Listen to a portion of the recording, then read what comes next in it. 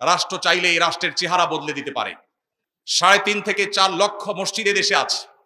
3.5 থেকে 4 লক্ষ মসজিদে দেশে আছে। এই মসজিদগুলোতে জুমার দিন দুপুর 12:30 থেকে 1:30 পর্যন্ত যে পরিমাণ মানুষ উপস্থিত থাকে, আমরা যদি 4 লক্ষ মসজিদ ধরি এবং এক একটা মসজিদে যদি গড়ে 300 মানুষ উপস্থিত থাকে, এটা আমরা ধরি জুমার নামাজে ঠিক খুতবার চলাকালীন সময়ে, তাহলে দেখা যায় সারা দেশে কয়েক কোটি মানুষ মসজিদে ইমাম সাহেবদের কথা, খতিব সাহেবদের বক্তব্য শুনবার জন্য হাজির হয়েছে। স্বপ্রণোদিতভাবে সমস্ত মিডিয়া একযোগে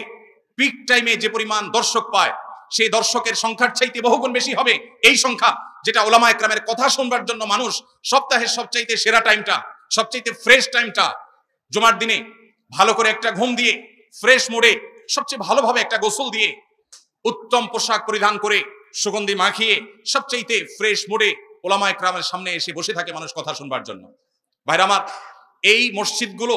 এগুলোকে যদি রাষ্ট্র ওন করত, এগুলোকে রাষ্ট্র যদি নিজের বলে গ্রহণ করত এবং পৃষ্ঠপোষকতা দিত, সঠিক ব্যবহার করবার চেষ্টা করত, তাহলে এই জাতিকে সঠিক মেসেজ দেওয়ার জন্য, যথাযথ বার্তা পৌঁছাবার জন্য, সংশোধন করবার জন্য, বহুবিধ সামাজিক কার্যক্রম পরিচালনা করবার জন্য এই মসজিদগুলো সবচাইতে বড় ভূমিকা রাখতে পারত। অথচ দুর্ভাগ্য, ইমাম সাহেব, খতিব সাহেবরা, মুয়াজ্জিন সাহেবরা, মসজিদগুলো সবচাইতে অবহেলিত এই দেশে।